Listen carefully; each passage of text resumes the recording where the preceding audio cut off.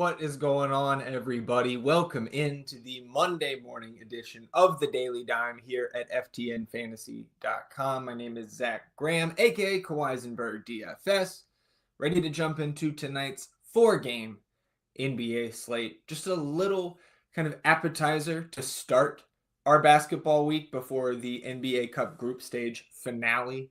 That's tomorrow night on Tuesday. I am very, very excited for that. From an NBA fan perspective, I think all these games, not all the games, but there are going to be a number of games in all 6 groups that matter, whether it's to take a group and clinch a spot in the knockout rounds or the battle for the wild card in each conference. That is going to be very, very fun. Adam Pfeiffer and myself will jump on the Fast Break podcast here early this afternoon and do a full preview of what you can expect, what you should be looking for in tomorrow's final day of the group stage. And then from the fandom perspective, this is the biggest game for my Spurs in 4 or 5 years since the last time they were in the play-in, I think. Win and get in against the Suns in Phoenix tomorrow. So very excited for that. But again, 4 games here in front of us on Monday evening and, of course, Monday Night Football, Broncos and Browns. So I've actually got a trio of NFL picks from Alex. No Alex today, as you probably already guessed. Busy here, busy morning at FTN Fantasy. So you will see Alex on the NFL stream later this afternoon. I believe that's 5:30 p.m. Eastern here for our FTN Fantasy subscribers. Alex along with Two Gun and Prop God. And that I know Alex put out some of the results this morning from his underdog picks, the NFL picks they've been giving out, and those results looking pretty good. Before we jump into those NFL picks and we get to some NBA picks and, of course, talk the DFS slates here on the Daily Dime, just want to remind you all, right, you're getting bombarded day in, day out over the last week. Black Friday sales, Cyber Monday sales, all that stuff. So, right, you come here. We talked about it late last week. We still have the Black Friday sale going here on Cyber Monday at FTN Fantasy. That ends at midnight tonight. So if you have not taken advantage of this deal yet, you can do so by using the promo code BKVIP, and that will get you 25% off an FTN Fantasy subscription. Of course, if you go all the way up to that VIP Plus subscription, that gets you access to all of our models for every sport, right? Your player projections, bets from all of our analysts and experts here, and access to all of us through our Discord servers. Of course, you also get access to the DFS optimizers for all the sports. We support the contest sims that just debuted this past week. Of course, access to our NFL Stats Hub, which is where, the FTN data side of things comes into play, and that can help you out with season long, with your daily fantasy, with your NFL betting, of course, player rankings, team power rankings, all that and more. Promo code BKVIP, 25% off an FTN Fantasy subscription here. And of course, that ends tonight at midnight. So go ahead, take advantage of that deal. Now, let's talk about the NFL picks that Alex, and of course, if you are an FTN Fantasy subscriber, you already got notified about these picks this morning when Alex dropped them into the Pick'em Games channel of the FTN Fantasy Discord. But let's go ahead and talk about them here. And I don't have any, long paragraphs of reasoning here from Alex to read off, but here's the 3 pick that we're working with from tonight's Monday Night Football matchup between the Browns and the Broncos. He started off with Jaleel McLaughlin, lower than 9.5 on his longest rush prop. And what I know about Jaleel McLaughlin is he is a very explosive player, but that Broncos backfield is it is horrible right now from a fantasy perspective. Whether you're looking at your season-long teams, maybe you bought into Audric Estime, maybe you've been jerked around with Javonte Williams having a great week and then, kind of taken out of the rotation. It has been a mess And so I imagine Alex kind of preying on that uncertainty there with this McLaughlin prop. Then you go over to the other side, Jordan Akins, higher than 14.5 receiving yards. Akins getting in the mix there, of course. Njoku, the tight end, 1. But Alex and the projections here at FTN liking the Akins higher than 14.5 receiving yards. And then this actually changed. So a little peek under the hood. Alex was very, very excited to get all over Courtland Sutton, 61.5 yards here this morning. But as he was finding his third favorite pick here, of course, as it happens on almost a daily basis with Alex and his picks, that Sutton line went up to 65.5. So what he told me, 65.5 is still fine, but he now prefers the higher than 21.5 on Courtland Sutton's longest reception prop. So there's your 3 NFL picks here for the morning. McLaughlin lower than 9.5 on his longest rush. Jordan Akins higher than 14.5 receiving yards, and Courtland Sutton higher than 21.5 on his longest reception. So there's 3 NFL picks for you. And I've got another trio of NBA picks to get us up to a full 6 pick here today. So let's go through it. We'll get a couple zooms here for those watching live or on the replay. And if you are here watching live, you can jump into the YouTube comments while I'm live here, participate in the chat if there's any questions you have about these props that I'm talking about, the DFS slate that we're going to get into, certainly fire those into the chat. If you have any props that you have your eye on the NFL or NBA side of things tonight, don't hesitate to jump in there. Of course, subscribe to the channel on YouTube, like this video. It helps us grow the stream. And if you're over there on Twitter, like and retweet, follow FTN Fantasy wherever you are finding this stream from. And then, jump over to the YouTube. Give us a subscribe there and help us grow the Daily Dime. So, again, like I mentioned, just 4 games here. And it's one of those slates that is just really tough to talk about and sift through.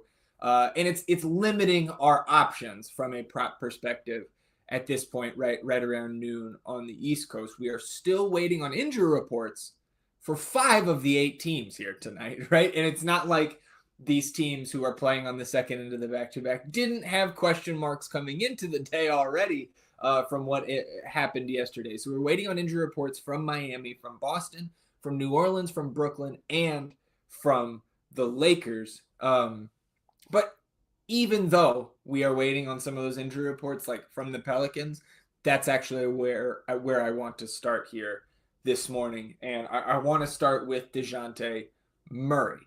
Now, it is important to note here, we can still look, of course, at the Vegas lines, and we can see that the Hawks are double-digit home favorites here. 10-point home favorites against the visiting Pelicans, 229.5 implied total in this one. So, yesterday we were still missing for New Orleans. You're still missing Herb Jones, Zion, Brandon Ingram sat out.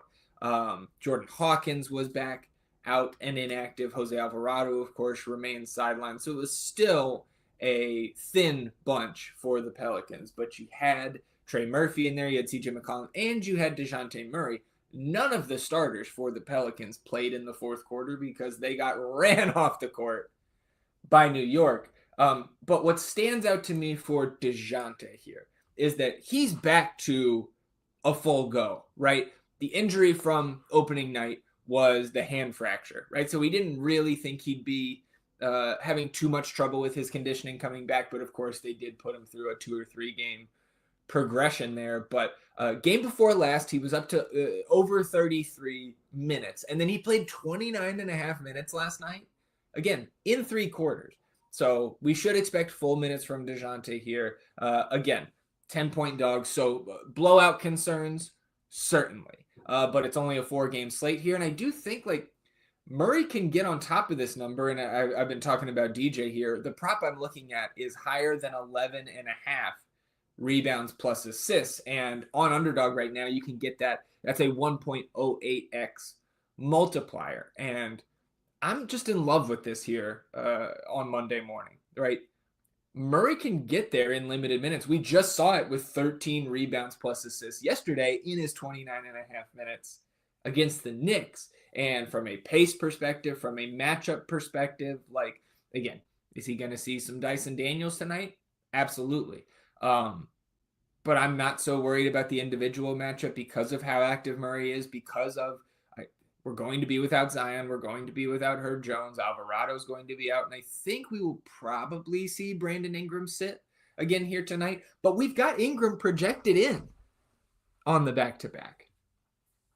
And his numbers still look great. You can see here in the tool, we've got his rebound line and his assist line popping over there on PrizePicks, set at 5 and 6 respectively. But you total those together, he's projected for 13.8 rebounds plus assists in the model. And that number will not go down if you take Brandon Ingram out of this lineup. So again, it's one of the 5 injury reports we are still waiting on here this morning. But this is just way too low of a line for what we should expect out of Murray, especially with a shorthanded team. But I mentioned the matchup against Atlanta. We know that looks good on paper. If you need any extra kick in the rear end to get with this pick, where did DeJounte Murray just get traded from? If you like yourself a narrative, revenge spot here. Back in Atlanta, the team that just dealt him to New Orleans. So that's my first pick. DJ Murray, higher than 11.5 rebounds plus assists, and we can get that at 1.08x on underdog. So let's stay in this game.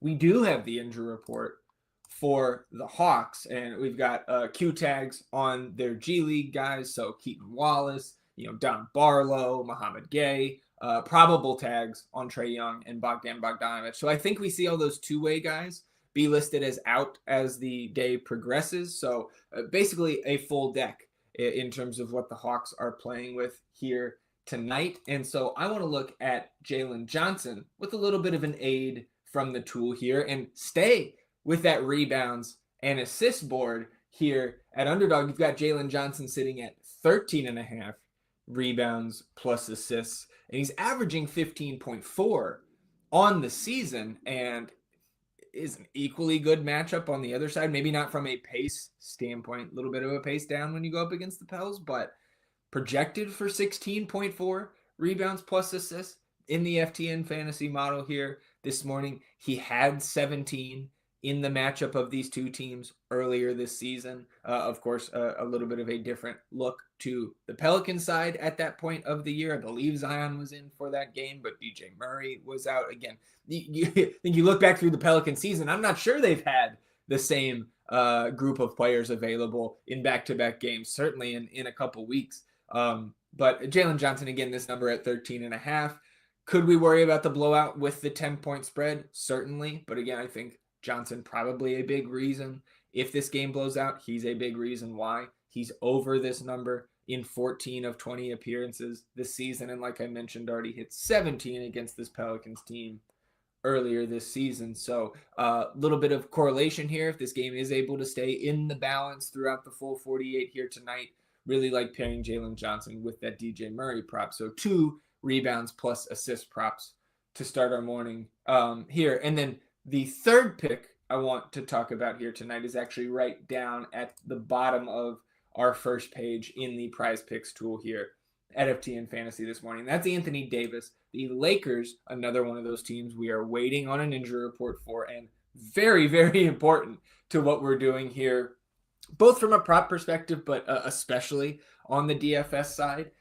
So Anthony Davis, his points prop set at 26 over there on PrizePicks, but you're getting it at 26.5 here on underdog.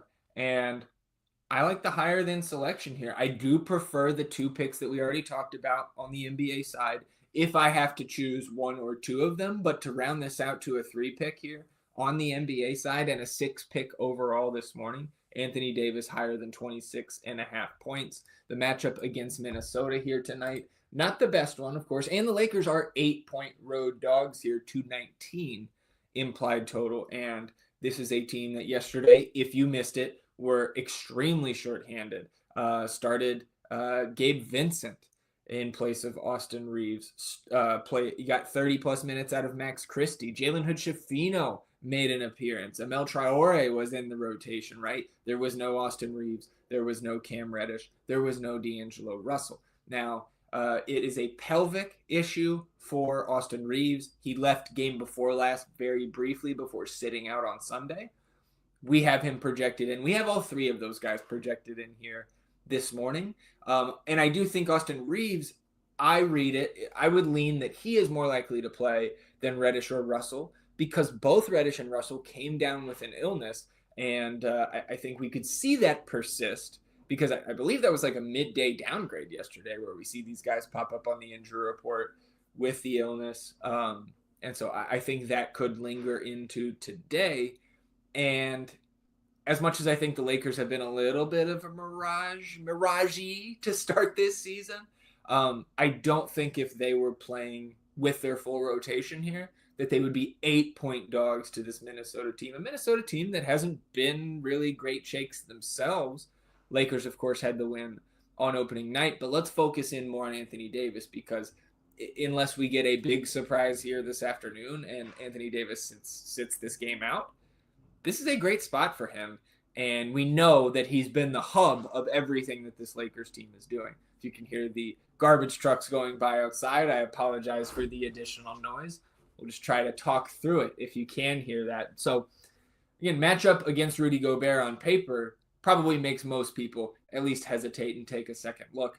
Anthony Davis has, I won't even say like not struggled. He has dominated Rudy Gobert statistically, especially since Rudy came over in the trade from Utah. So they have squared off 6 times since Gobert was traded to the Timberwolves. Anthony Davis is over this number of 26.5 in 5 of those 6. In the 5 that he has hit, he's averaging 35.2 points per game. Okay? And the one miss in this 6-game sample was a 12-minute injury game for Anthony Davis, which, of course, we haven't had one of those in a while. Maybe we're due. We'll knock on all the wood in sight. So even if you throw in the injury game where he only played 12 minutes and scored 4 points, he's still averaging 30 points per game over his last 6 against Rudy Gobert. And also if you drag it out all the way back to 2020, the last 2 games where Rudy was in Utah, Anthony Davis over this number in 6 of the last 8. So like I mentioned, the Lakers could be extremely shorthanded again here tonight. The blowout could certainly be a concern as this game goes along, but 8-point spread. So again, if this game stays in the balance, if it's single digits, we're going to get full minutes out of Anthony Davis. The Lakers need wins in the tight Western Conference. Like we have not seen the separation really start to take place out west. The Lakers are sitting in the 6th seed currently. They're just a game above the 2 teams tied for the 9-10 seed, which is Denver and my Spurs. So again, the Lakers are going to be going after every single game that they play in here as hard as they can because they have to.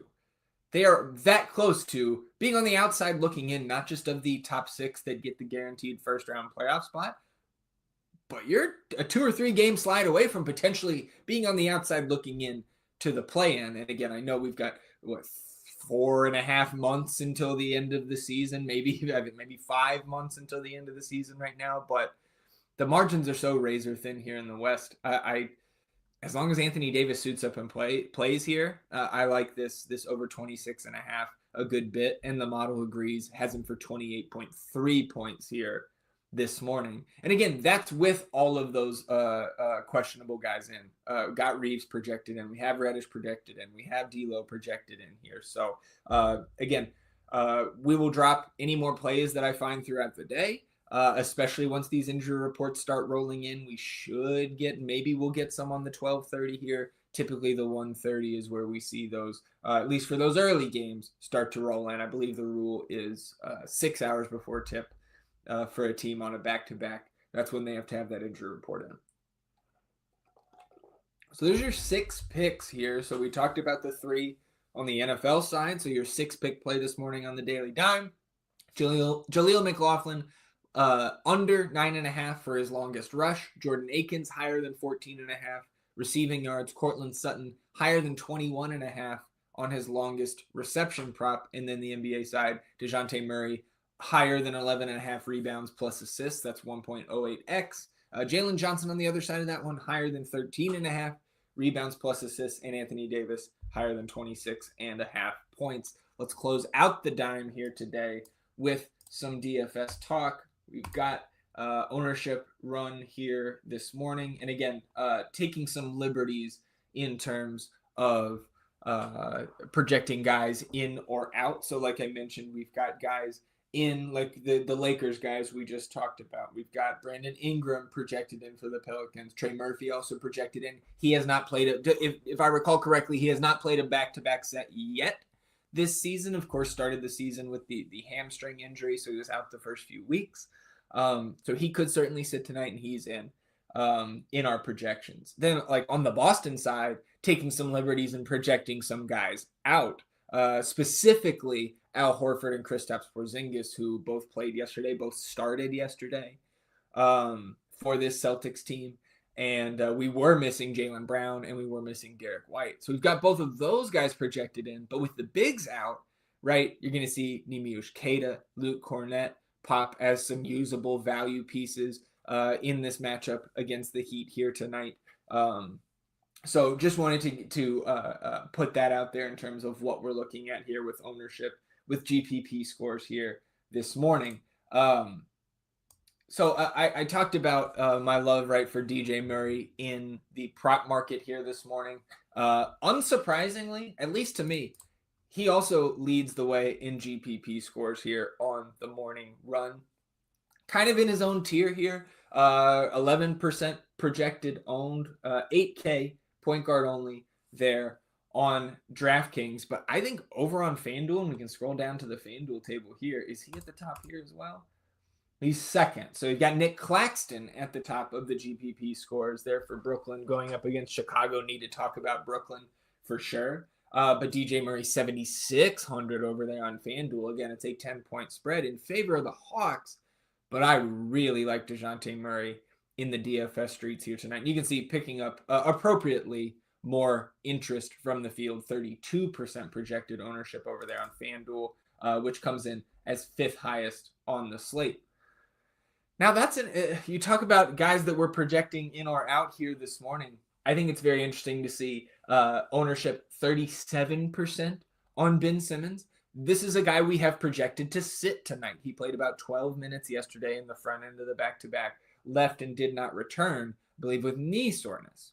So given Ben Simmons' injury history, and his track record in that regard, I think we see Ben Simmons miss tonight. So he is not projected in for us. But in that, I guess we can also just talk about from a wide view the Brooklyn situation here.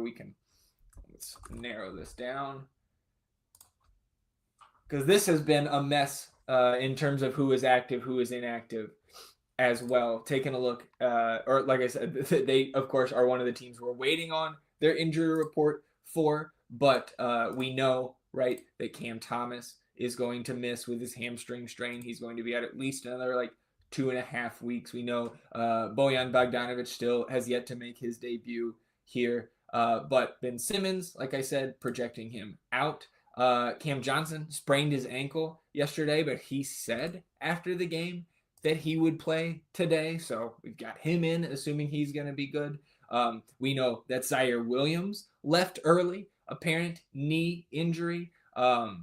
Again, no official update. We have him projected in, but if he misses, right, Jalen Wilson, Trendon Watford, Dorian Finney-Smith is another guy who could be back. He sat out with the ankle injury yesterday. Keon Johnson, if Simmons and Zaire out, maybe Tyrese Martin is back in our lives after the disappointing run out. I believe that was Friday's slate against the Magic. Yeah, back-to-back games against the Magic there.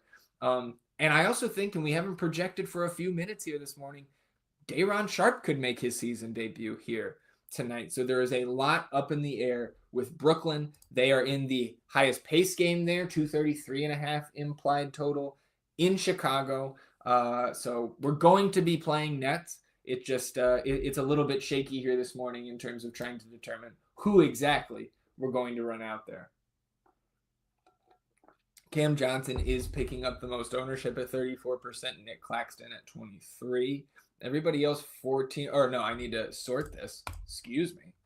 Keon Johnson, 42%. Sorry, looking at notifications there, stories on the Lakers. Lakers looking for shooters. Of course they are. So it looks like the field is approaching this like we will not have Zaire Williams. Like maybe we're going to be missing some of these questionable guys, Dorian Finney-Smith and the like, because 43% on Keon Johnson here this morning, 30 on Dennis Schroeder. We have him projected back in after or on the back-to-back here, rather. So Brooklyn going to be a very interesting team to look at. And you can see now, we open this up to the full slate. Keon Johnson at 3,500 point and shooting guard eligible, coming in as the highest projected owned play on the slate. And again, with the guys that we have projected in for Brooklyn, his minutes aren't high enough for him to be popping like that in the projection. So that's why his GPP score is so down, factoring in that massive ownership. So once we get that Brooklyn injury report, we get a much more clear picture. I think his GPP score could certainly rise. His projection will rise, again, assuming some of those guys are going to be out. But we should have all of this news as Taysom Hill confirmed out for the year. That's a bummer. This slate is interesting. Just 4 games. It's a late start, so 2 at 7:30. And then the other 2 go at 8 p.m. Eastern. So I think there's a good chance we have all of the injury information we need by the time this slate hits lock at 7:30 Eastern tonight. So again, that's just where you got to stay tuned in our NBA channel here in the FTN Fantasy Discord. We'll talk about any of the changes that come in, these injury reports, how we're going to approach them. And of course, those will be reflected in the projections, in the minutes, in the GPP scores, and the ownership. Let's see, anything else I wanted to talk about here? We can just look again. I do think it's a little bit funny that the top 3 guys in the GPP scores here this morning are the 3 that I attacked in the prop market. So maybe we find this trio just littering our DraftKings lineups tonight with DeJounte Murray, Jalen Johnson at 8,200, and then Anthony Davis at 10.8. You see Tatum there, Trae Young, Clint Capella, Bogdan Bogdanovic. So the model here, Dyson Daniels, Onyeka Okongwu, loving Atlanta here in the early morning run. Just to reiterate, right? Boston, we expect the front court guys to sit. Lakers could be very, very short-handed again and provide more value on this slate. Again, Pelicans, you could see Ingram miss again. He could come back. Trey Murphy could sit on the second end of the back-to-back here. Brooklyn, we kind of skimmed through some of their situations. I think that's about all I have here this morning, at this point of the morning, on the DFS slate. So just under half an hour here on our Monday, but just a 4-game slate. Sometimes these can be a little bit abbreviated. And on some of these bigger slates, like maybe tomorrow, we're running it closer to 45 minutes. Some of these daily to an hour or so. But that'll do it for me here on this Monday. Again, one last reminder, promo code BKVIP. Take advantage of the Black Friday offer here at FTN Fantasy. That offer ends. It's 25% off an FTN Fantasy subscription. That offer ends tonight at midnight. So promo code BKVIP. Subscribe to the channel, like the video, like and retweet if you are coming to us from Twitter. And I will be back tomorrow with Alex for another edition of the Daily Dime here at FTN Fantasy. Enjoy the rest of your day, everybody. I'll do the same. We'll see you tomorrow. Goodbye.